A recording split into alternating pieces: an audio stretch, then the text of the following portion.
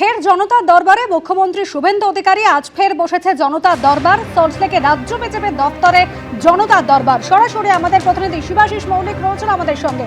শিবাশিস, প্রত্যেক দিন বহু অভিযোগ নিয়ে সাধারণ মানুষরা আসেন মুখ্যমন্ত্রীর সাক্ষাৎ করতে, আজও একই ছবি। দেখো, শুরুতেই তোমায় বলে রাখি যে প্রতি সপ্তাহে যে জনতার দরবার বসে রাজ্য বিজেপি দপ্তর, সল্টলেকের রাজ্য বিজেপি দপ্তর, আজও কিন্তু সেই ছবিটা একই রকম।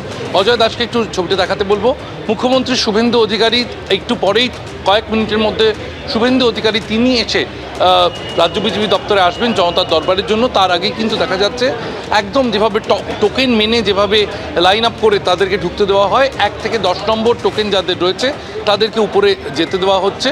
এবং এক একজনের এক একটি সমস্যা রয়েছে, সমস্যাগুলি ফাইলবন্দি রয়েছে, পরিচয়পত্র সমস্যা, এভাবেই কিন্তু ফাইলের মধ্যে নিয়ে তারা এসেছেন।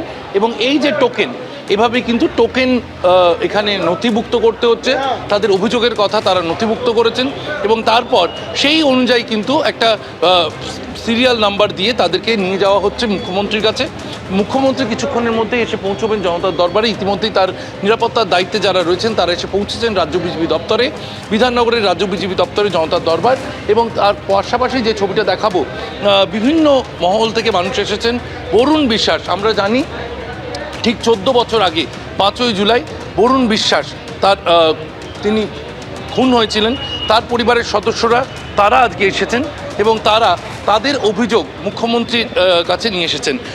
বরুণ বিশ্বাস আগামীকাল আবার 5ই জুলাই, ঠিক কী অভিযোগ নিয়ে এসেছেন মুখ্যমন্ত্রী শুভেন্দু অধিকারী?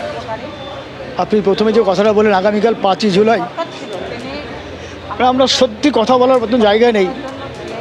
আমাদের এই মানবিক মুখ্যমন্ত্রীর কাছে আমাদের একটাই দাবি, বরুণের যে হত্যাকাণ্ডের সত্যিকারের যে মৃত্যু রহস্য, যে তদন্তর নামে প্রহসন হয়েছে, তদন্ত কিছুই হয়নি।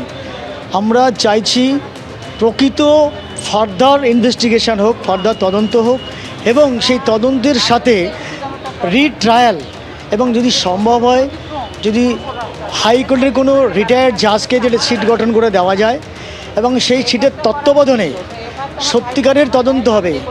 যারা প্রকৃত দোষী এবং যারা প্রকৃত দোষী বলতে পশ্চিমবঙ্গ নয় ভারতবর্ষের লোক জানে যে মাস্টার মাইন্ড হচ্ছে তৎকালীন খাদ্যমন্ত্রী, পরবর্তীকালে বনমন্ত্রী জ্যোতিপ্রিয় মল্লিক।